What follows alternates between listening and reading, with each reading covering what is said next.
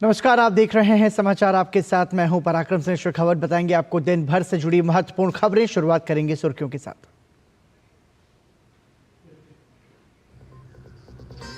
Canada में जांच के बहाने भारतीय राजनयिकों को निशाना बनाए जाने पर भारत का करारा जवाब। ट्रूडो सरकार की हरकत को बताया अस्वीकार्य। सुरक्षा का हवाला देकर वापस बुलाए राजनयिक।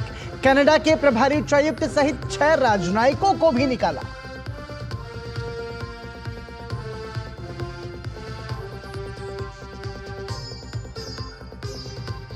अल्जीरिया दौरे पर गई राष्ट्रपति द्रौपदी मुर्मू और अल्जीरिया राष्ट्रपति अब्देलमजीद तेब्बोनो के बीच द्विपक्षीय वार्ता। व्यापार और निवेश सहित विभिन्न मुद्दों पर चर्चा। भारत ने निरंतर समर्थन का दिया आश्वासन।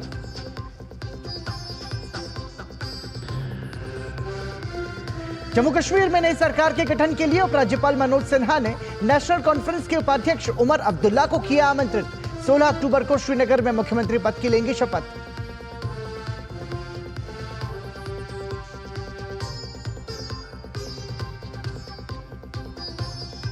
महाराष्ट्र विधानसभा चुनाव को लेकर भाजपा ने कसी कमर। कोर ग्रुप की बैठक में सीट बंटवारे पर हुई चर्चा। विधानसभा चुनाव को लेकर कांग्रेस पार्टी की राज्य चुनाव समिति की हुई बैठक।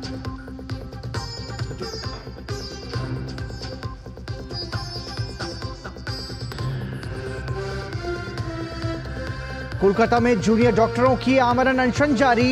एक और जूनियर डॉक्टर की तबीयत बिगड़ी। मुख्य सचिव के साथ विभिन्न चिकित्सा संगठनों की बैठक रही बेनतीजा। जूनियर डॉक्टरों ने राज्यपाल को सौंपा ज्ञापन। आईएमए का देश भर में एक दिन का उपवास कल।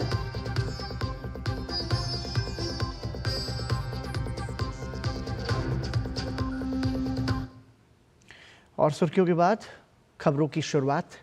एक मामले की जांच के नाम पर भारतीय राजनयिकों को निशाना बनाने के कनाडा सरकार के प्रयास का भारत ने करारा जवाब दिया है।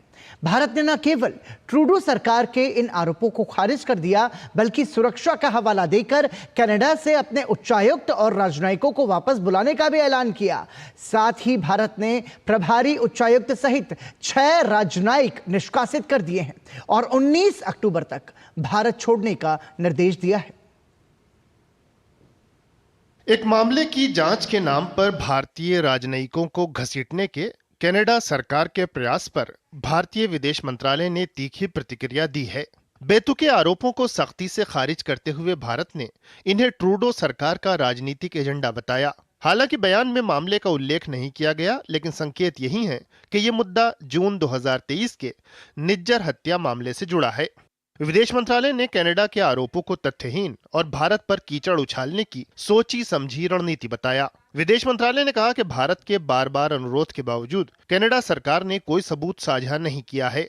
विदेश मंत्रालय ने अपने बयान में प्रधानमंत्री ट्रूडो के भारत विरोधी रवैये का बिंदुवार जिक्र किया। बयान में कहा गया कि ट्रूडो मंत्रिमंडल में भारत को लेकर चरमपंथी अलगाववादी एजेंडे वालों को जगह दी गई। उनकी सरकार भारत के संबंध में अलगाववादी विचारधारा के समर्थक राजनीतिक दल पर निर्भर रही। ट्रूडो सरकार पर कनाडाई राजनीति में विदेशी हस्तक्षेप की अनदेखी के आरोपों का जिक्र करते हुए भारत ने कहा कि ट्रूडो सरकार उस नुकसान की भरपाई के लिए जानबूझकर भारत को घसीटने का प्रयास कर रही है। विदेश मंत्रालय ने कहा कि ट्रूडो सरकार ने हिंसक चरमपंथियों और आतंकवादियों को कनाडा में जानबूझकर जगह दे रखी है ताकि वो भारतीय राजनयिकों और सामुदायिक प्रमुखों को डराए धमकाएं। इसमें उन्हें और भारतीय नेताओं को मौत की धमकियां तक दिया जाना शामिल है। इन सभी गतिविधियों को अभिव्यक्ति की स्वतंत्रता के नाम पर उचित ठहराया गया है। भारत ने कहा कि कनाडा में रह रहे आतंकियों और संगठित अपराध सरगनाओं के प्रत्यर्पण के बार बार अनुरोधों को नहीं माना गया है। विदेश मंत्रालय ने अपने बयान में भारत स्थित कनाडाई उच्चायोग की गतिविधियों का उल्लेख किया और उस पर कनाडाई शासन के राजनीतिक एजेंडे को पूरा करने का आरोप लगाया। विदेश मंत्रालय ने स्पष्ट किया कि मनगढ़ंत आरोप लगाने के कनाडाई सरकार के ताजा प्रयासों को लेकर आगे के कदम उठाने का भारत का अधिकार सुरक्षित है।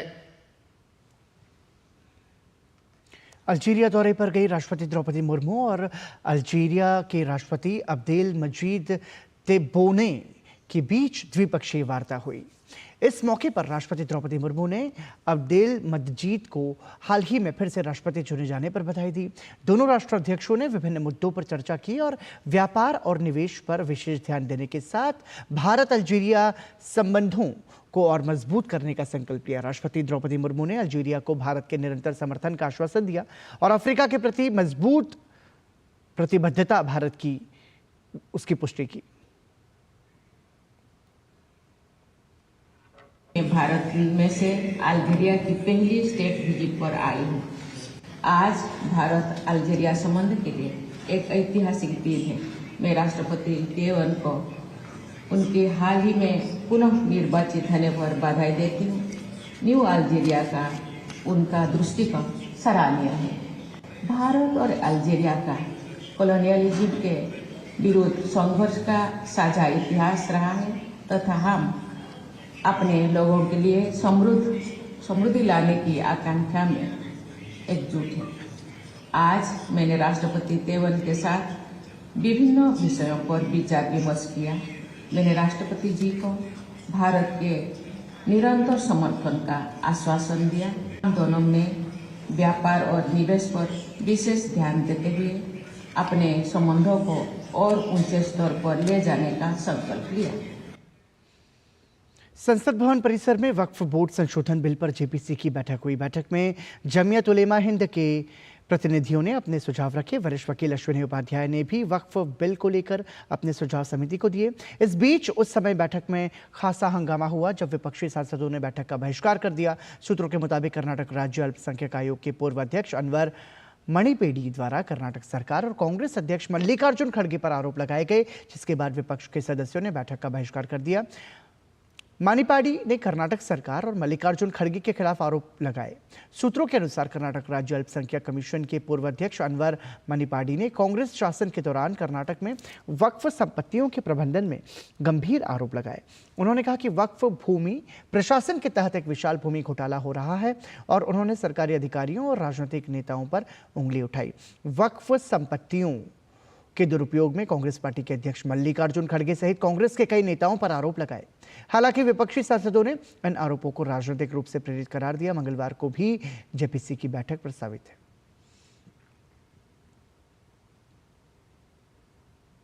और इस पर बातचीत के लिए हमारे साथ जुड़ रहे हैं हमारे सहयोगी शैलेंद्र मिश्र। शैलेंद्र, समझना चाहेंगे जो आरोप लगे हैं मल्लिकार्जुन खड़गे पर और कांग्रेस पार्टी पर, वो आरोप संगीन है। ऐसे में हंगामे की फिर बड़ी वजह क्या है और किस तरीके से ये पूरा वाकया हुआ? देखिए, हम जानते हैं कि वक्फ संशोधन बिल पर जो जेपीसी बनाएगी उसकी आज बैठक हो रही थी। 2 दिनों की इस बैठक में तमाम प्रतिनिधियों को अपनी बात रखने के लिए बुलाया गया था और हमने देखा कि कई प्रतिनिधियों ने अपनी बात रखी, लेकिन जो कर्नाटक के अल्पसंख्यक कमीशन के पूर्व अध्यक्ष अनवर ने कुछ ऐसी बातें कही जिसको लेकर विपक्ष के जो समिति के सदस्य थे वो एक तरह से बाइकाट करने का उन्होंने फैसला किया और वो समिति की बैठक से बाहर आ गए।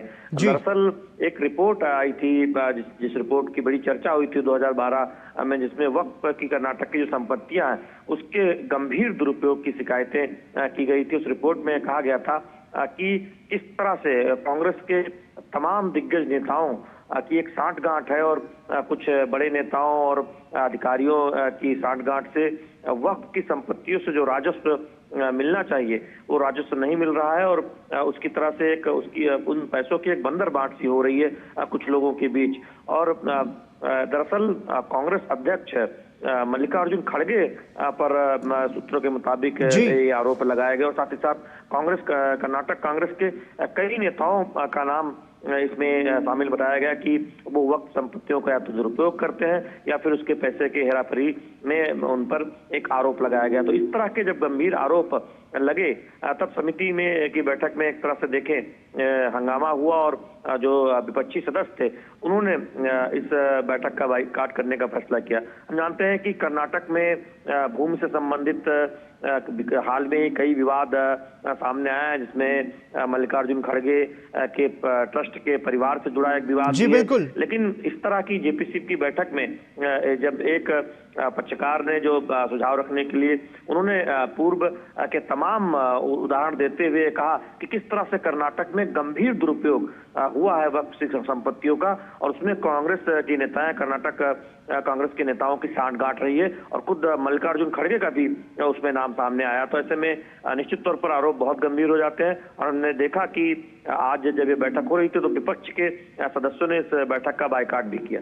बिल्कुल शैलेंद्र, क्योंकि संभवतः ऐसा पहली बार हुआ है जब जेपीसी की बैठक में कांग्रेस जैसी पार्टी के अध्यक्ष पर ही आरोप लगे हों भ्रष्टाचार के, जमीन को हड़पने के। क्योंकि हमने देखा कि इससे पहले भी बेंगलोर में भी एक जमीन के मामले में पहले ही मल्लिकार्जुन खड़गे और उनके परिवार पर आरोप लगे, उसका जिक्र आपने भी किया। और अब वक्फ बोर्ड की संपत्ति के दुरुपयोग का आरोप जब कांग्रेस अध्यक्ष मल्लिकार्जुन खड़गे पर लगता है, तो कांग्रेस जैसी पार्टी के लिए यह किस तरीके का संदेश है?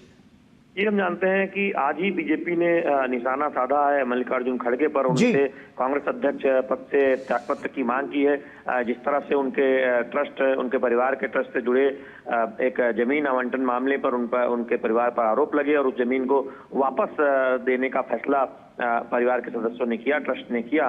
तो उसके बाद मल्लिकार्जुन खड़गे सवालों के घेरे में है। और कांग्रेस के कई नेता, इससे पहले कांग्रेस के जो कर्नाटक के मुख्यमंत्री हैं सिद्धारमैया, उन पर भी मुंडा घोटाले में आरोप लगे थे। डीके शिवकुमार पर भी कई आरोप हैं, और कांग्रेस के देश भर के कई नेताओं पर जमीन घोटाले को लेकर आरोप है। लेकिन ये ताजा मामला दरअसल एक सुझाव के लिए जो अनवन माने पड़ी हैं जेपीसी के समक्ष, उन्होंने इस तरह से बातें कही कि कर्नाटक में वक्फ की संपत्तियों का एक लंबे समय से दुरुपयोग होता रहा है, और जानबूझ को जो उन्होंने रिपोर्ट जो रखी थी, जो रिपोर्ट आई थी, उस पर जांच आगे नहीं बढ़ाई गई। ये एक सांठगांठ है कांग्रेस के दिग्गज नेताओं की। तो ये एक बहुत सनसनीखेज उनका आरोप भी है। और साथ ही साथ हम जानते हैं कि वक्फ संशोधन बिल पर देश भर से सुझाव मांगे गए थे ईमेल के जरिए, और तमाम सुझाव आए भी, और अलग अलग पक्षकारों को आमंत्रित करके वक्फ संशोधन बिल पर सुझाव भी मांगे जा रहे हैं, पक्षकारों को बुलाया जा रहा है। लेकिन इस बीच आज जब ये बात कही गई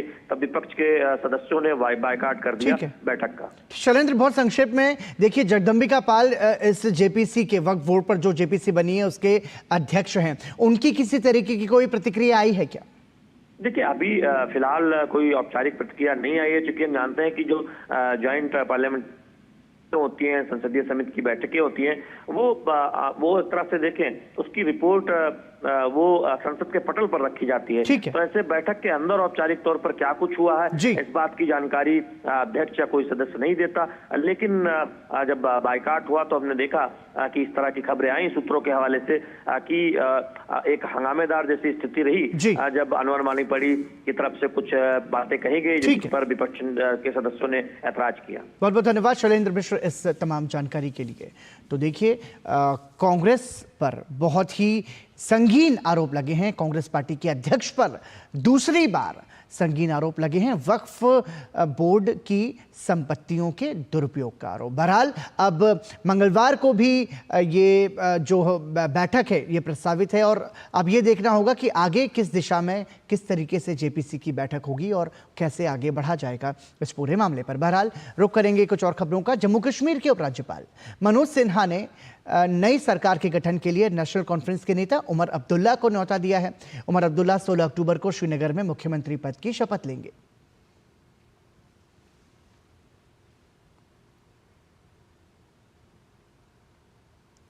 और महाराष्ट्र विधानसभा चुनाव को लेकर भाजपा ने तैयारी शुरू कर दी है। भाजपा के दिल्ली मुख्यालय में महाराष्ट्र कोर ग्रुप की बैठक हुई। बैठक के दौरान केंद्रीय गृह मंत्री अमित शाह, भाजपा राष्ट्रीय अध्यक्ष जेपी नड्डा, राज्य के चुनाव प्रभारी और अन्य कई नेता मौजूद रहे। बैठक में महाराष्ट्र में गठबंधन और उम्मीदवारों को लेकर चर्चा हुई। महाराष्ट्र में कम से कम 150 से 160 सीटों पर भाजपा चुनाव लड़ना चाहती है।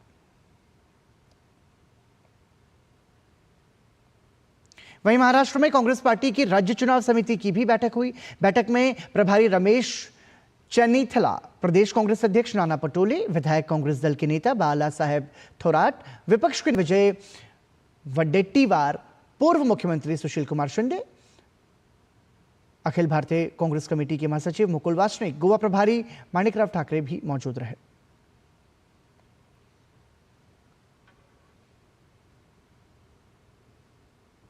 और वहीं झारखंड विधानसभा चुनाव के लिए भाजपा चुनाव सह प्रभारी और असम के मुख्यमंत्री हिमंता बिस्वा शर्मा ने कहा कि 2-3 दिनों के अंदर भाजपा अपने उम्मीदवारों की सूची जारी करेगी। उन्होंने कहा कि चुनाव आयोग की ओर से भी विधानसभा चुनाव की तारीखों की घोषणा के बाद ही भाजपा उम्मीदवारों की सूची जारी करेगी। जेडीयू का साथ लगभग 2 सीट पे हमारा बातचीत हुआ है। चिराग पासवान जी से भी बातचीत चल रहा है। एक ही एनडीए परिवार है, सीट जीतना और एक एनडीए हिसाब से झारखंड में चुनाव लड़ना कि हम सब एक साथ हो, एक साथ हम लोग है, एक साथ चुनाव प्रचार करूंगा। यही कल शाम तक मेरा लगता है कि पूरा कमीशन घोषणा कर देने का तुरंत काल परसों तुरंत हम लोग अलायंस का भी घोषणा कर दूंगा। लेकिन जब तक इलेक्शन कमीशन विधिवत घोषणा नहीं करता है उससे पहले टिकट अनाउंस करना ठीक नहीं लगता है। चुनाव आयोग अगर आज सुबह चुनाव डिक्लेयर करता है तो 24 से 48 आवर्स के अंदर बीजेपी का सूची आ जाए। कर्नाटक सरकार और कांग्रेस अध्यक्ष मल्लिकार्जुन खड़गे कर्नाटक में भूमि आवंटन घोटाले में कथित भ्रष्टाचार में लिप्त हैं। यही कारण है कि जमीन आवंटन जांच के पूरा होने से पहले ही 5 एकड़ जमीन लौटाने का प्रस्ताव उन्होंने कर दिया है। हालांकि भाजपा ने कांग्रेस के राष्ट्रीय अध्यक्ष मल्लिकार्जुन खड़गे के परिवार की KIADB की जमीन वापस करने की पेशकश की आलोचना की है। भाजपा प्रवक्ता ने तर्क दिया कि जमीन वापस करने से वो भ्रष्टाचार या सत्ता के दुरुपयोग से मुक्त नहीं हो जाते, बल्कि ये अपराध स्वीकार करने का संकेत है। मूडा जमीन घोटाले की जांच के बीच कांग्रेस कथित भ्रष्टाचार की एक और आंच की चपेट में आती दिखाई दे रही है। ये अलग बात है कि इसकी पूरी जांच पड़ताल होती उससे पहले ही कांग्रेस अध्यक्ष मल्लिकार्जुन खड़गे के बेटे राहुल एम खड़गे ने कर्नाटक सरकार को 5 एकड़ जमीन लौटाने का फैसला किया है। ये जमीन कर्नाटक इंडस्ट्रियल एरिया डेवलपमेंट की तरफ से खड़गे के बेटे की संस्था को आवंटित की गई थी। हालांकि तब कांग्रेस ने इसे नियम के तहत बताया था, लेकिन जैसे ही मामले को लेकर हो हल्ला हुआ तो खतरे को भांपते हुए खड़गे परिवार ने इसे वापस करना ही बेहतर समझा।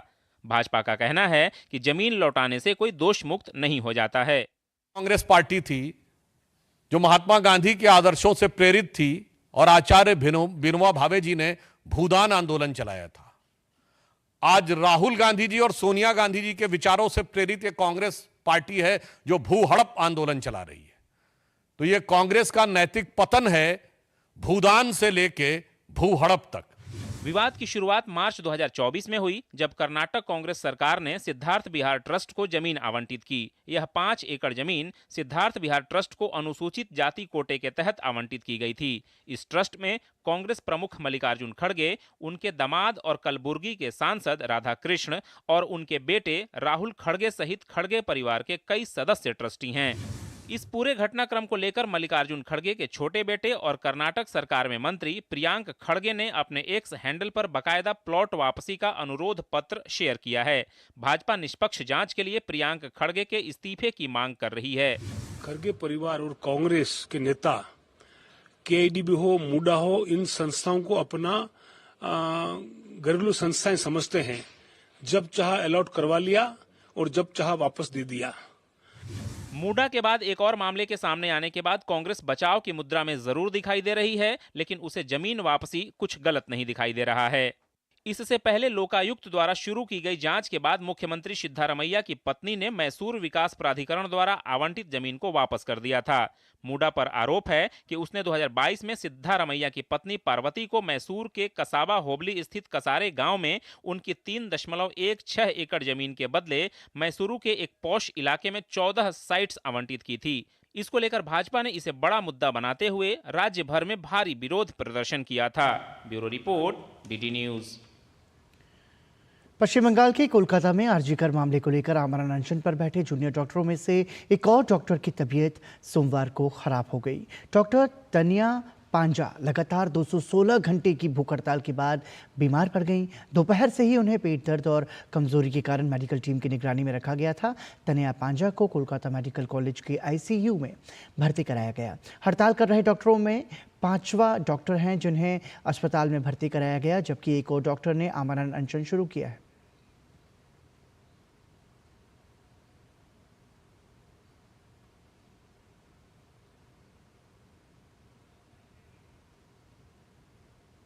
जूनियर डॉक्टर के साथ बलात्कार और हत्या मामले को लेकर जूनियर डॉक्टरों का अनशन सोमवार को 10वें दिन में प्रवेश कर गया, लेकिन राज्य के मुख्य सचिव के साथ विभिन्न चिकित्सा संगठनों के प्रतिनिधियों की बैठक एक बार फिर बेनतीजा ही रही। ऐसे में भारतीय चिकित्सा संघ यानी कि IMA ने पहले ही हड़ताल पर बैठे डॉक्टरों के समर्थन में 15 अक्टूबर को 12 घंटे की अखिल भारतीय भूख हड़ताल पर जाने की घोषणा की है। कोलकाता के आरजी कर मेडिकल कॉलेज और अस्पताल में जूनियर डॉक्टर के साथ बलात्कार और हत्या के मामले में राज्य के मुख्य सचिव के साथ विभिन्न चिकित्सा संगठनों के प्रतिनिधियों की बैठक एक बार फिर विफल रही। इस बार बैठक के लिए मुख्य सचिव ने जूनियर डॉक्टर्स के बजाय उनके संबंधित संगठनों के वरिष्ठ डॉक्टरों को आमंत्रित किया था। इस बैठक में 12 डॉक्टर संगठनों ने भाग लिया। बैठक के बाद डॉक्टरों ने कहा कि बैठक विफल रही क्योंकि सरकार कोई लिखित आश्वासन नहीं दे सकी। वहीं पश्चिम बंगाल के मुख्य सचिव मनोज पंत ने जूनियर डॉक्टरों से भूख हड़ताल वापस लेने का अनुरोध करते हुए कहा कि डॉक्टर की 10 मांगों में से 7 मांगे पहले ही पूरी हो चुकी हैं। हालांकि बाकी 3 मांगों पर समय सीमा बताने पर वे अपनी मजबूरी गिनाते नजर आए। ये मीटिंग का रिजल्ट समझ गया, हम लोग समझ गया कि इन लोगों का जो एटीट्यूड है, इन लोगों का एटीट्यूड हमारा घर में हमारा बेटा बेटी अगर भूखा रहते, एक दिन भी भूखा रहते, हमारा अंदर में दिल के अंदर में जो तड़प होता था, इन लोगों का दिल में ये तड़प नहीं है। Regarding the demands of the junior doctors, we discussed in detail. Out of 10 demands, 7 demands have been already met and the work is in progress, which they, I'm sure, will appreciate. For rest of the 3 demands, they were insisting on certain timelines because these are certain administrative decisions which the state government has to take. Kolkata में महिला doctor के साथ rape और murder के मामले में 2 महीने से अधिक का समय बीत गया है, लेकिन इंसाफ का इंतजार अब भी है। जूनियर डॉक्टरों का प्रदर्शन लगातार जारी है। भूख हड़ताल कर रहे डॉक्टरों की अब तबीयत बिगड़ने लगी है, लिहाजा प्रदर्शनकारी डॉक्टरों का रोष बढ़ता ही जा रहा है। भारतीय चिकित्सा संघ यानी IMA ने पहले ही हड़ताल पर बैठे डॉक्टरों के समर्थन में 15 अक्टूबर को 12 घंटे की अखिल भारतीय भूख हड़ताल पर जाने की घोषणा की है। एक ओर जहां पश्चिम बंगाल सरकार 15 तारीख को दुर्गा पूजा का उत्सव मनाएगी, वहीं दूसरी तरफ पश्चिम बंगाल के जूनियर डॉक्टर्स आरजी कर मामले में न्याय की मांग के लिए मानव श्रृंखला बनाएंगे। हमारा एक ह्यूमन चेन फॉर्मेशन का प्लान है। शाम के वक्त इस प्लैनेट में हम करने वाले अपना दुख प्रकट करने वाले हैं। हम लोग का जो 10 डिमांड है, पहला डिमांड ये है कि न्याय मिले, बाकी 9 यही है कि आगे कोई ऐसा घटना ना घटे। इस पूरे मामले में भाजपा भी ममता सरकार पर लगातार हमलावर बनी हुई है। मीटिंग का बाद डॉक्टर्स ने बाहर आकर बोल दिया जो आउटकम इज 0 और चीफ सेक्रेटरी का कहना है जो उसका 10 दफा मांग के भीतर 7 दफा हम लोग मान लिया है, लेकिन हम लोग कोई स्पेसिफिक डेट नहीं बता सकते। कारण यही है तृणमूल कांग्रेस ने जो व्यवस्था बनाए हैं, अगर इस डॉक्टर्स को मांग वो लोग पूरी करने जाए तो पूरा व्यवस्था चरमरा जाएगा, तृणमूल का सरकार गिर जाएगा। आरजी कर मेडिकल कॉलेज में महिला डॉक्टर के साथ रेप और मर्डर को करीब 2 महीने से ज्यादा का वक्त बीत गया है, लेकिन राज्य सरकार असंवेदनशील रवैये के चलते झुकने को तैयार नहीं है। ऐसे में दिन पर दिन स्थिति बिगड़ती ही जा रही है। Bureau report, DD news. Bahraich में दुर्गा मूर्ति विसर्जन के दौरान हुए बवाल के बाद स्थिति सामान्य हो रही है। हालांकि एहतियातन इंटरनेट सेवाएं बंद कर दी गई हैं। योगी सरकार ने उपद्रवियों से निपटने के लिए चप्पे चप्पे पर भारी फोर्स तैनात कर दिया है। उत्तर प्रदेश के बहराइच में रविवार को दुर्गा प्रतिमा विसर्जन जुलूस के दौरान शुरू हुआ बवाल देखते ही देखते हिंसक हो गया। योगी सरकार तुरंत एक्शन में आई और उपद्रवियों से निपटने के लिए चप्पे चप्पे पर भारी फोर्स तैनात कर दी गई। ADG law and order Amitabh Yash, DIG समेत तमाम आला अधिकारी मौके पर पहुंचकर कमान संभाल ली। इस दौरान अमिताभ यश एक अलग ही रूप में दिखाई दिए। STF मुखिया पुलिस फोर्स के साथ बहराइच के सड़कों पर उपद्रवियों को दौड़ाते हुए नजर आए। अब तक दर्जनों उपद्रवियों को हिरासत में लिया जा चुका है। मुख्यमंत्री योगी आदित्यनाथ DGP से बात कर ताजा स्थिति की जानकारी ले रहे हैं। योगी आदित्यनाथ ने सोशल मीडिया X पर लिखा कि बहराइच के महसी में माहौल बिगाड़ने वालों को बख्शा नहीं जाएगा। सभी को सुरक्षा की गारंटी, लेकिन उपद्रवियों और जिनकी लापरवाही से घटना घटी है, ऐसे लोगों को चिन्हित कर कठोरतम कार्रवाई के निर्देश दिए हैं। प्रतिमा विसर्जन जारी रहेगा। प्रशासन और पुलिस के अधिकारियों को मौके पर उपस्थित रहकर धार्मिक संगठनों से संवाद कर समय से प्रतिमा विसर्जन कराने हेतु निर्देश दिया है। कानून से किसी को भी खिलवाड़ करने की इजाज़त नहीं है। जो भी दोषी होगा, जांच चल रही है, कड़ी कार्रवाई होगी। स्थिति सामान्य है और दोषियों की पहचान की जा रही है। अनुशासन का पालन करवाने में यदि पुलिस के अधिकारी कर्मचारियों पर भी लापरवाही पाई गई तो उन पर भी कड़ी कार्रवाई। हिंसा में जान गंवाने वाले युवक के परिजन न्याय की मांग करते हुए प्रदर्शन कर रहे थे। तभी स्थानीय विधायक के आश्वासन के बाद परिवार वाले अंतिम संस्कार के लिए राजी हो गए। तब जाकर मामला शांत हुआ। इस बीच विश्व हिंदू परिषद के संयुक्त महामंत्री डॉक्टर सुरेंद्र जैन ने घटना को दुर्भाग्यपूर्ण बताया है। बहुत दुर्भाग्यपूर्ण है। हिंदू समाज के लिए चुनौती है और मुस्लिम समाज के लिए आत्मनिरीक्षण करने का अवसर है। हमारे त्योहार पर भी हमले और अपने त्योहार पर भी हमले हिंदू समाज स्वीकार नहीं करेगा। सब लोगों को आत्मविश्लेषण करके अपने जवानों पर नियंत्रण करना चाहिए।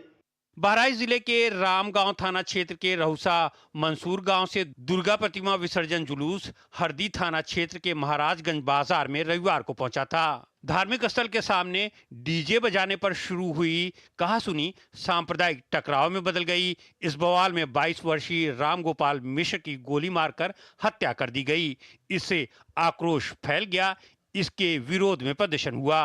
अब प्रशासन की मुस्तैदी से हालात धीरे धीरे सामान्य हो रहे हैं। विकास सिंह के साथ bureau report, DD news. Bahraich मामले पर भाजपा नेता बृजभूषण शरण सिंह ने दोनों संप्रदाय के लोगों से शांति बनाए रखने की अपील की है। देखिए, चूंकि मैं इसमें बहराइच में हूँ नहीं, मेरी कोर्ट में तारीख थी, मैं आया हूँ और समाचार मुझको मिला। हम तो दोनों संप्रदाय के लोगों से हाथ जोड़कर विनती करते हैं कि शांति बनाओ और सरकार सबको न्याय देगी। राष्ट्रीय राजधानी दिल्ली में श्री माताजी निर्मला देवी के जन्म शताब्दी समारोह में केंद्रीय मंत्री नितिन गडकरी सहित कई गणमान्य व्यक्ति शामिल हुए। इस अवसर पर केंद्रीय मंत्री नितिन गडकरी ने सिक्का जारी किया। केंद्रीय मंत्री नितिन गडकरी ने कहा कि हमारे देश में हमारी कला, संस्कृति और विरासत पूरी विश्व के आकर्षण का केंद्र है।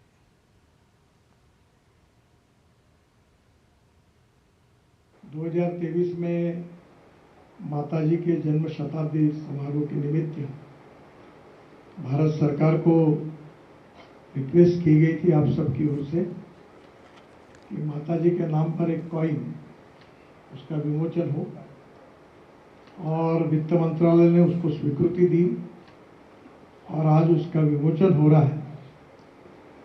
हमारे देश में हमारी इतिहास, संस्कृति और विरासत पूरे विश्व के आकर्षण का केंद्र बनी हुई है। ये बात हमको हिंदुस्तान में रहकर समझ में नहीं आती।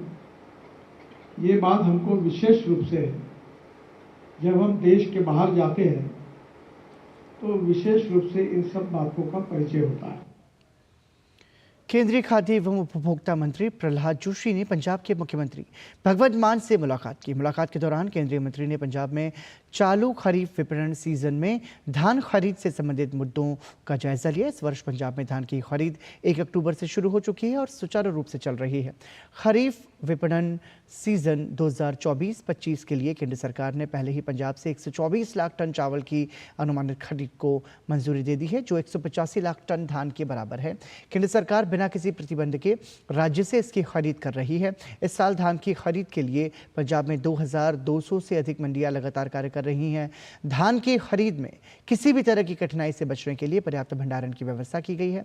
मिल मालिकों द्वारा वहन किए जा रहे अतिरिक्त परिवहन शुल्क के मुद्दे पर भी दोनों नेताओं के बीच गहन चर्चा हुई। दोनों नेताओं ने संयुक्त रूप से आश्वासन दिया कि इस मुद्दे का जल्द ही समाधान किया जाएगा। पिछले वर्ष खरीफ विपणन सीजन 2023-24 में पंजाब से 124.14 लाख मीट्रिक टन चावल की खरीद का अनुमान लगाया गया था, जिसे 100% हासिल किया गया।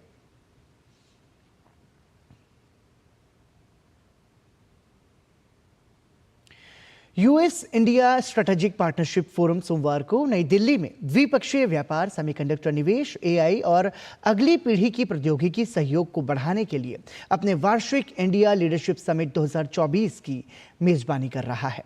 प्रारंभिक सत्र में केंद्रीय शिक्षा मंत्री धर्मेंद्र प्रधान, लिंक्डइन के सीईओ रेयान रोसलैंस्की शामिल हुए। देखिए ये रिपोर्ट। इंडिया लीडरशिप समिट 2024 में केंद्रीय शिक्षा मंत्री धर्मेंद्र प्रधान समेत कई प्रमुख वक्ताओं ने हिस्सा लिया। उन्होंने राष्ट्रीय शिक्षा नीति 2020 के क्रियान्वयन के बाद पिछले 4 वर्षों में भारत की उपलब्धियों पर प्रकाश डाला।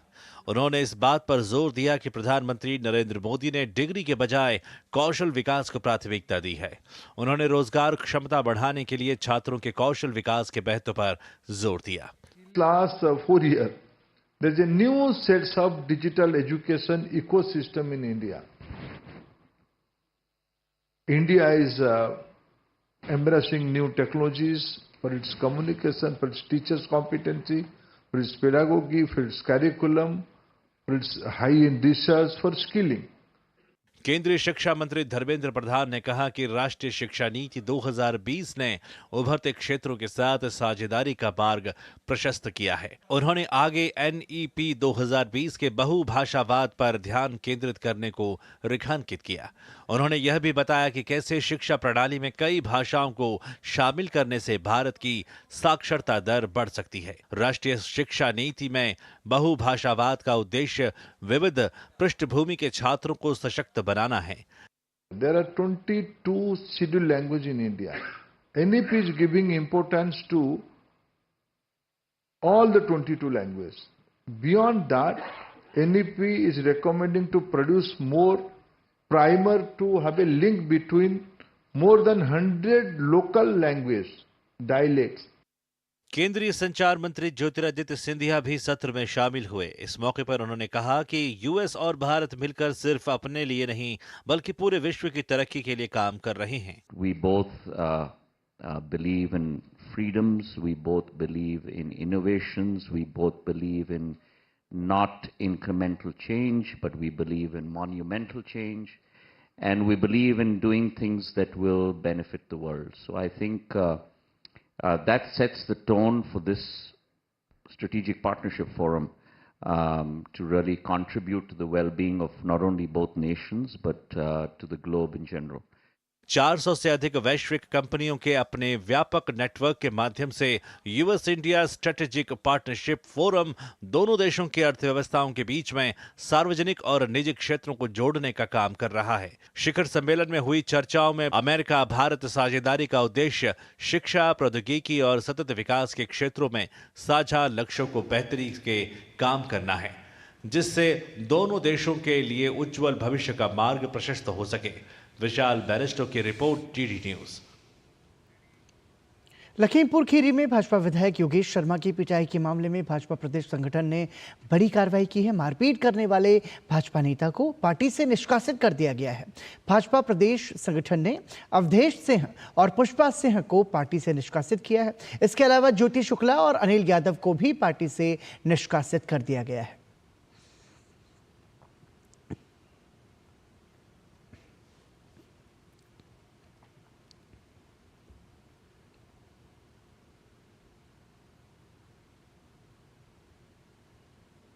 तो लखीमपुर में विधायक को थप्पड़ मारने का मामला था जिस पर यह कार्रवाई की गई है। बहरहाल बढ़ते हैं अगली खबर की ओर। प्रधानमंत्री नरेंद्र मोदी ने एक्स पर पोस्ट साझा किया है जिसमें वो श्री स्वामी समर्थ का स्मृति चिन्ह लिए नजर आ रहे हैं। अपने पोस्ट में प्रधानमंत्री ने तस्वीर साझा की, साथ ही श्री स्वामी समर्थ की प्रेरणा को याद किया। उन्होंने पोस्ट में लिखा कि मुझे स्वामी समर्थ की स्मृति चिन्ह उपहार स्वरूप प्राप्त करने का सौभाग्य हुआ। मैं इसे हमेशा संभाल कर रखूंगा। उनके महान विचारों और शिक्षाओं ने लाखों लोगों को प्रेरित किया है। हम अपने समाज के लिए उनके दृष्टिकोण को साकार करने के लिए सदैव प्रयासरत रहेंगे।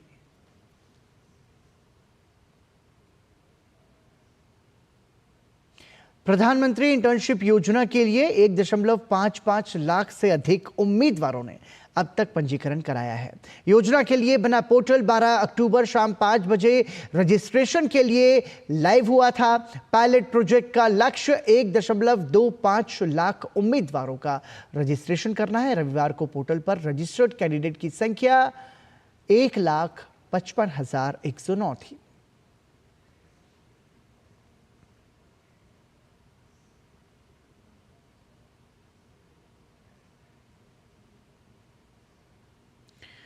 तो प्रधानमंत्री इंटर्नशिप योजना अपने आप में एक महत्वपूर्ण प्रयास है। मोदी सरकार का। साथ ही वित्त मंत्री निर्मला सीतारमण ने बजट 2024 में प्रधानमंत्री इंटर्नशिप योजना का ऐलान किया। 2 फेज में चलाई जाएगी ये योजना और आपको बता दें कि पहले फेज में 30 लाख युवाओं को ट्रेनिंग दी जाएगी। साथ ही स्कीम के दूसरे फेज में 70 लाख युवाओं को प्रशिक्षण मिलेगा। प्रशिक्षण के बाद देश में स्किलफुल युवाओं की बड़ी खेप तैयार होगी। तो युवा भारत के लिए ये बहुत ही महत्वपूर्ण है और उसमें ये युवाओं की कौशल विकास को भी पूरा करेगा। और आपको बता दें कि इंटर्नशिप के बाद युवा अपने स्किल के बेस्ड पर अच्छी कंपनियों में नौकरी कर पाएंगे और 1 साल की इंटर्नशिप में 50% काम प्रैक्टिकल होगा, यानी कि उनको बेहतर समझ होगी, प्रैक्टिकल एक्सपीरियंस उनका बढ़ाया जाएगा इसके जरिए। और साथ ही इंटर्नशिप में कंपनियां उनको काम सिखाएंगी। और आपको बता दें कि 12 अक्टूबर से पोर्टल पर आवेदन शुरू हुए। इसके लिए केंद्र सरकार ने नया केंद्रीकृत पोर्टल लॉन्च किया। पोर्टल के जरिए कंपनियों से आवेदन आमंत्रित किए गए। देश की शीर्ष 500 कंपनियों में अगले 5 वर्षों में 1 करोड़ युवाओं को इंटर्नशिप के मौके, 5,000 रुपए हर महीने इंटर्नशिप भत्ता और 6,000 रुपए एक मुश्त दिए जाएंगे। रोजगार के अवसरों के लिए 12 महीनों का अनुभव इन सभी युवाओं को मिलेगा। कंपनियां अपने कॉर्पोरेट सोशल रिस्पॉन्सिबिलिटी फंड से प्रशिक्षण लागत और इंटर्नशिप लागत का 10% वहन करेंगी। पोर्टल आधारित पंजीकरण और बायोडाटा जनरेशन जैसे टूल्स के साथ पहुंच सुनिश्चित करता है। इस स्कीम का लाभ लेने वाले कैंडिडेट्स की उम्र 21 से 24 साल की होनी चाहिए, यह प्रावधान किया गया है। कैंडिडेट को 10वीं पास होना अनिवार्य है। परिवार की सालाना आय 8 लाख से ज्यादा नहीं होनी चाहिए, यानी कि जो इकोनॉमिक वीकर सेक्शन के लिए जो तमाम सारे प्रावधान थे वो प्रावधान इसमें किए गए हैं। फैमिली में कोई सरकारी नौकरी में और इनकम टैक्स के दायरे में नहीं होना चाहिए। किसी इंस्टीट्यूट से फुल टाइम कोर्स वो ना कर रहा हो। ये तमाम सारे प्रावधान हैं प्रधानमंत्री इंटर्नशिप योजना के लिए, जिसका लक्ष्य हमारे देश के जो गरीब तबके के जो युवा हैं उनको एक बेहतर प्रोत्साहन मिल सके, उनको एक बेहतर दिशा मिल सके, जिससे कि वो आने वाले समय में प्रशिक्षित होकर बेहतर नौकरियों के अवसर उनके पास हो सकें। तो ये प्रधानमंत्री नरेंद्र मोदी की महत्वाकांक्षी पहल है, प्रधानमंत्री इंटर्नशिप योजना। हमारे देश में जो युवा हैं वो पूरी दुनिया में सबसे ज्यादा हैं और युवा भारत में भारत के युवाओं को रोजगार उपलब्ध कराने के लिए ये प्रयास है। झारखंड में एक बार फिर ईडी ने भ्रष्टाचार की जांच के सिलसिले में अपनी कार्रवाई तेज कर दी है। ईडी ने रांची में आज सुबह कई स्थानों पर एक साथ दबिश दी। बताया जा रहा है कि यह मामला जल जीवन मिशन में अनियमितता से जुड़ा है, जिसके अनुसंधान के सिलसिले में ईडी छापेमारी कर रही है। ईडी की यह छापेमारी रांची के रातू और मोरहाबादी इलाके में चल रही है। चाईबासा में भी छापेमारी की खबर है। ईडी रांची और चाईबासा में 20 ठिकानों पर छापेमारी कर रही है। आईएएस मनीष रंजन, मंत्री मिथिलेश ठाकुर के पीएस हरेंद्र सिंह और मंत्री के भाई विनय ठाकुर समेत कई विभागीय इंजीनियर से जुड़े ठिकानों पर भी दबिश की सूचना है।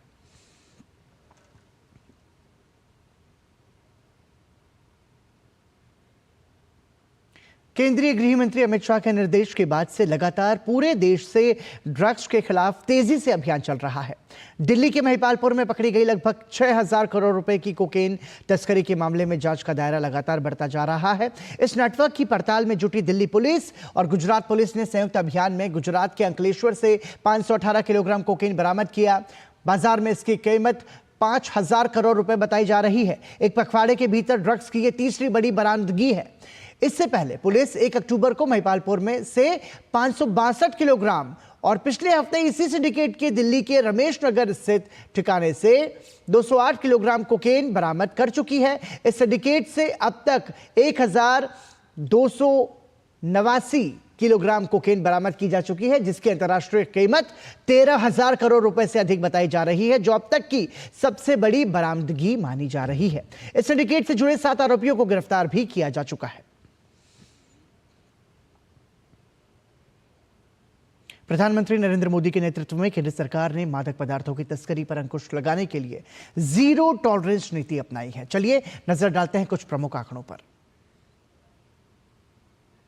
वर्ष 2004 से 2014 तक कुल 1250 केस दर्ज हुए हैं इस मामले में, जबकि 2014 से 2024 तक के 10 साल में 230% की वृद्धि के साथ 4150 केस दर्ज हुए हैं। 2004 से 2014 के बीच कुल 1360 गिरफ्तारियां हुई हैं, जो अब 6300 हो गई हैं। इसी प्रकार 2004 से 2014 के बीच 1,52,000 किलोग्राम ड्रग्स पकड़ी गई, जबकि 2014 से 2024 के बीच 257% की वृद्धि के साथ 5,43,000 किलोग्राम ड्रग्स पकड़ी गई हैं। 2004 से 2014 के बीच जब्त की गई ड्रग्स का मूल्य 5,900 करोड़ रुपए था, जबकि 2014 से 2024 के बीच जब्त की गई ड्रग्स का मूल्य 22,000 करोड़ रुपए है।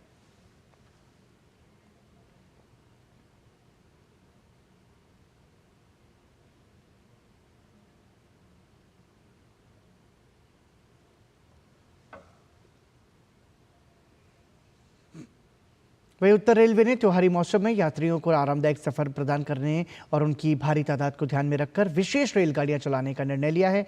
1 से 30 अक्टूबर के बीच त्योहार विशेष रेलगाड़ियों में 172% का इजाफा त्योहार विशेष रेलगाड़ियां उत्तर प्रदेश, बिहार, झारखंड, पश्चिम बंगाल और असम जैसे पूर्व की ओर जाने वाले राज्यों की यात्रियों के लिए होंगी। 992 मेला स्पेशल ट्रेन चलाई जाएंगी। वहीं मौनी अमावस्या पर 300 से अधिक स्पेशल ट्रेनों की सुविधा होगी। रेलवे स्टेशन से मेला क्षेत्र पैदल जाने के लिए एकल मार्ग की व्यवस्था होगी। 6 आपातकालीन योजनाएं भी तैयार की गई हैं और 90 होल्डिंग एरिया चिन्हित किए गए हैं।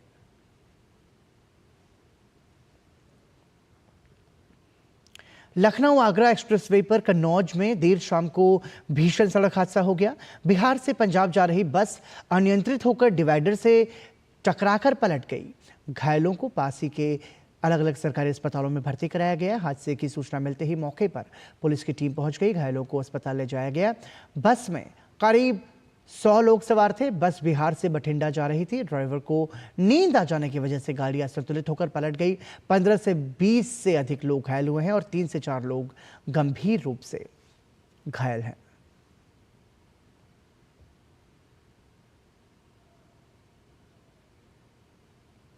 एयर कंडीशनर और एलईडी लाइट जैसे घरेलू इलेक्ट्रॉनिक उत्पादों, जिन्हें कारोबारी जगत में व्हाइट गुड्स भी कहा जाता है, इनकी उत्पादन से जुड़ी प्रोत्साहन पीएलआई योजना के तहत देश की कई बड़ी कंपनियों ने आवेदन किए हैं। वाणिज्य मंत्रालय के डीपीआईआईटी विभाग के संयुक्त सचिव संजीव सिंह ने बताया है कि विभाग को अब तक 38 आवेदन प्राप्त हुए हैं। इन आवेदनों की कुल रकम 4,121 करोड़ रुपए है। संयुक्त सचिव संजीव ने कहा कि इससे इस क्षेत्र में सीधे तौर पर 80,000 से ज्यादा रोजगार का सृजन होगा। जो पीएलआई स्कीम के बारे में चर्चा की गई, उसमें 38 कंपनियां भाग ले रही हैं और मुख्यतः वो एयर कंडीशनिंग उद्योग के कंपोनेंट्स से रिलेटेड हैं। ये पीएलआई कंपोनेंट्स पे है और साथ ही एलईडी की भी कंपनियां आई हैं। इस स्कीम के तहत करीब 80,000 डायरेक्ट जॉब होंगे, पर मैं यहाँ कहना चाहूँगा कि हर डायरेक्ट जॉब के पीछे बहुत सारे इनडायरेक्ट जॉब भी क्रिएट होते हैं और इस तरह की स्कीम से एम्प्लॉयमेंट में निश्चित रूप से बढ़ोतरी होगी। वहीं विभाग के संयुक्त सचिव संजीव सिंह ने बताया कि विभाग की कोशिश है कि पीएलआई जैसी स्कीम के जरिए देश के उत्पादों की गुणवत्ता विश्व स्तरीय हो और देश के साथ साथ दुनिया भर में भारतीय उत्पादों की मांग बढ़े। पीएलआई का एक मुख्य ध्येय ग्लोबल चैंपियंस बनाना है, जो हमारे प्रोडक्ट इतने अच्छे हों कि पूरे विश्व में उनकी डिमांड बढ़े। और ये एक हम चहुआयामी दिशा से इस पे काम कर रहे हैं। हम क्वालिटी कंट्रोल ऑर्डर्स पे काम कर रहे हैं। विश्व के जो बेस्ट स्टैंडर्ड्स हैं उससे भारतीय स्टैंडर्ड्स को हार्मोनाइज किया जा रहा है और उसके तहत अच्छी क्वालिटी होगी और हमारे देश के कंज्यूमर्स को सबसे अच्छी क्वालिटी की चीज़ें मिलेंगी और हमें सब स्टैंडर्ड इंपोर्ट का सामना नहीं करना पड़ेगा। और हमारे प्रोडक्ट, क्योंकि वो इस क्वालिटी को अडेयर करेंगे। विश्व गेमिंग उद्योग लगभग $3 बिलियन का है, जिसमें भारत की हिस्सेदारी अभी केवल 1% है। लेकिन इस दशक के अंत तक भारत 40% बाजार पर कब्जा कर सकता है। दिल्ली में आयोजित यूएस इंडिया लीडरशिप समिट में डीडी न्यूज संवाददाता विशाल बैरिस्टो के साथ एक विशेष बातचीत में विंजो के सह संस्थापक ने कहा कि भारत के लिए यह आसमान छूने का सुनहरा मौका है। गेमिंग इंडस्ट्री की अगर हम बात करते हैं तो ये एक बहुत बड़ा मार्केट है जिसमें इंडियन कंपनीज अपना इम्पोर्टेंट रोल निभा सकती हैं। प्रधानमंत्री ने इसके लिए क्लैरियन कॉल भी दिया। मेरे साथ है पवन नंदा जो को फाउंडर है विंजो के, और हम हैं India US strategic partnership forum पे। पवन, प्रधानमंत्री ने कहा और आपने उसमें एक्टिवली अपना रोल निभाना शुरू कर दिया। अगर हम इंडस्ट्री की बात करें, कितनी बड़ी इंडस्ट्री है ये? अभी आज की डेट में ग्लोबली $300 बिलियन की इंडस्ट्री है गेमिंग ग्लोबली, जिसमें इंडिया का शेयर सिर्फ $3 बिलियन है in terms of value. But अगर देखा जाए तो रफली 20% of gamers globally come from India. तो अगर हम ट्रांसलेट कर दें इनटू वैल्यू तो रफली हम $60 बिलियन की इंडस्ट्री एक्सपेक्ट कर सकते हैं ओवर कमिंग ईयर्स। जब हम कमिंग ईयर्स की बात करते हैं तो कितने साल में हम बन सकते हैं? Within this decade by 2030 we can be a $60 billion industry. $60 billion industry इसी डेकेड के अंदर। और जब हम बात करते हैं कि एम्प्लॉयमेंट जनरेशन की, तो उसमें ये गेमिंग इंडस्ट्री कितना इंपॉर्टेंट रोल निभाता है? सो रफली 3.5 to 4 lakh jobs gaming industry create करती है। बट ये सिर्फ कोर गेमिंग है, इसके अलावा there are lot of ancillary industries, वहाँ पे भी गेमिंग का बहुत रोल है। अगर आप देखें यूट्यूब पे गेम स्ट्रीमर्स, इतने लोग हैं जो गेम क्रिएटर्स होते हैं, ट्रांसलेटर्स होते हैं, visual art, AI, animation, graphics, बहुत सारी एंसिलरी इंडस्ट्रीज़ है। एक गेम को बनने के लिए बहुत कुछ साथ में जोड़ता है। एंड अगर हम क्यूमुलेटिवली बात करें तो ये मिलियन से ऊपर चला जाता है नंबर। एंड ये तो अभी शुरुआत है। जैसे कि आपने बोला कि प्राइम मिनिस्टर ने भी नोटिस किया कि ये एक बहुत ही बड़ा पोटेंशियल है इस सेक्टर में, एंड उन्होंने कहा कि इंडियन एंटरप्रेन्योर्स को दुनिया के लिए गेम्स बनानी चाहिए। तो आई एम वेरी श्योर कि ये सेक्टर यहाँ से बहुत तेज़ बढ़ने वाला है। एंड जो मिलियन जॉब्स की मैं बात कर रहा हूँ वो 3 से 4 मिलियन पहुँच जाएंगी अगले 5 साल में। नई दिल्ली के होटल द ललित में CII का 12वां बायो एनर्जी शिखर सम्मेलन आयोजित किया गया।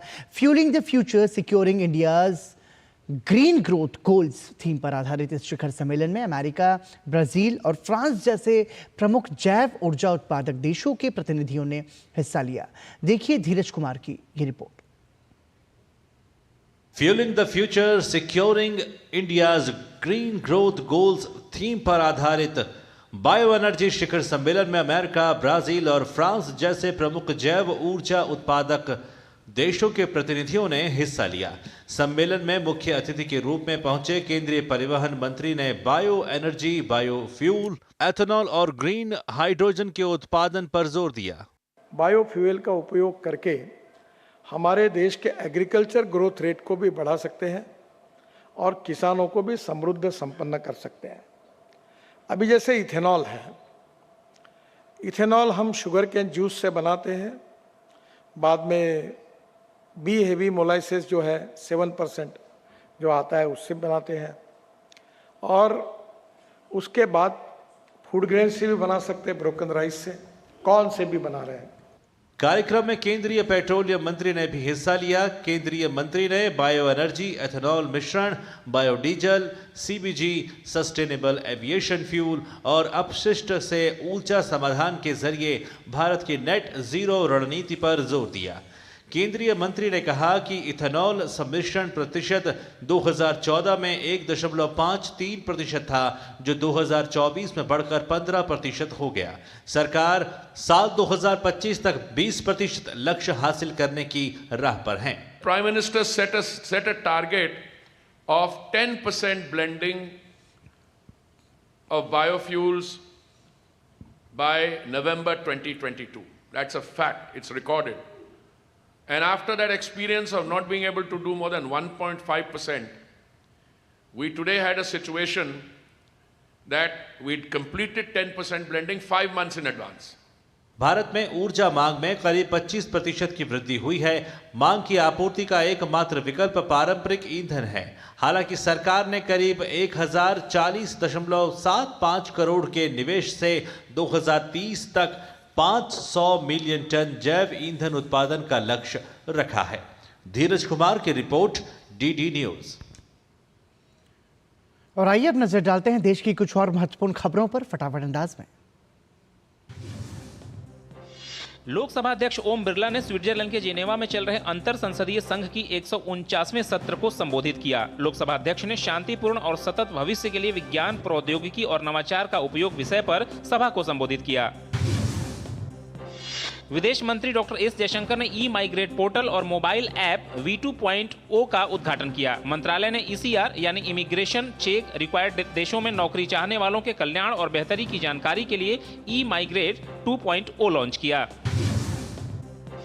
केंद्रीय जल शक्ति मंत्री CR पाटिल ने दिल्ली के श्रम शक्ति भवन में आयोजित एक प्रेस वार्ता में 5वें राष्ट्रीय जल पुरस्कार 2023 की घोषणा की। यह पुरस्कार जल संरक्षण और प्रबंधन के क्षेत्र में उत्कृष्ट कार्य करने वाले व्यक्तियों और संस्थाओं को प्रोत्साहित करने के लिए दिया जाता है।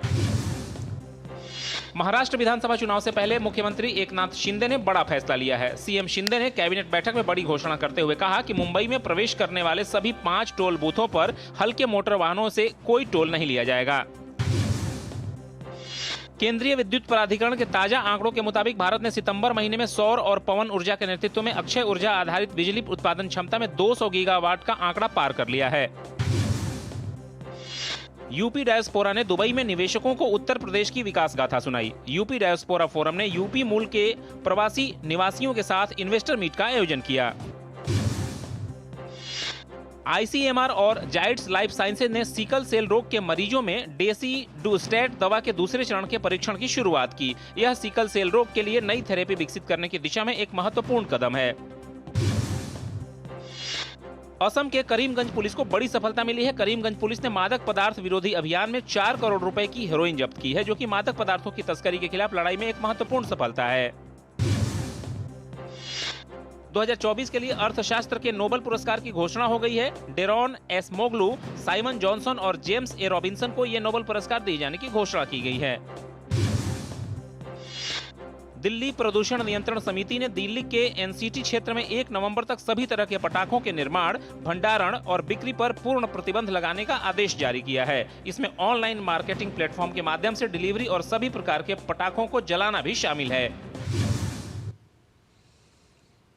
चीन ने सोमवार को ताइवान के आसपास एक बार फिर सैन्य अभ्यास किया। चीन की ये बौखलाहट ताइवान के 2 टूक बयान के जवाब में सामने आई है। ताइवान ने स्पष्ट रूप से कहा कि वो अपनी संप्रभुता के खिलाफ किसी भी कदम का विरोध करेगा। सोमवार को चीनी हरकत का भी ताइवान ने कड़ा जवाब दिया।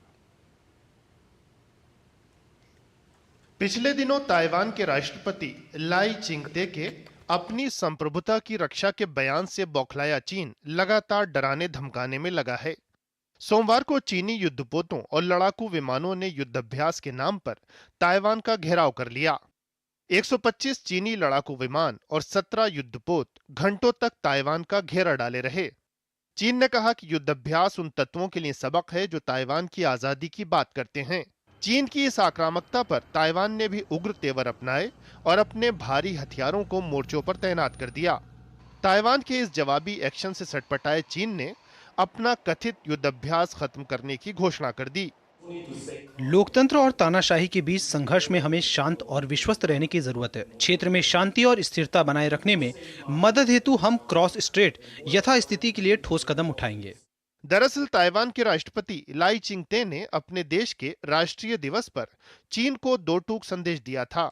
उन्होंने कहा था कि चीन को ताइवान के लोगों का प्रतिनिधित्व करने का कोई अधिकार नहीं है। ताइवान अपनी संप्रभुता की रक्षा के लिए प्रतिबद्ध है और ताइवान अपनी संप्रभुता पर कब्जे या अतिक्रमण का विरोध करेगा। चीन का कहना है कि ताइवान की आजादी का सवाल ही नहीं उठता। अगर आप ताइवान जल संधि में शांति और स्थिरता को लेकर चिंतित हैं, तो आपको पहला काम ये करना होगा कि आप ताइवान की आजादी का विरोध करें।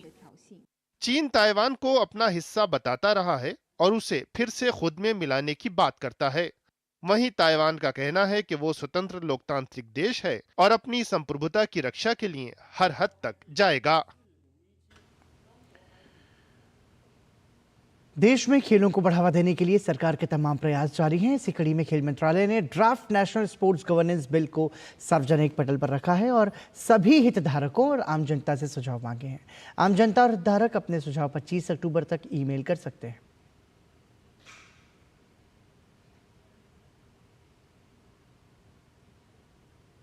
और इसी के साथ ही समाचार में अभी के लिए इतना ही।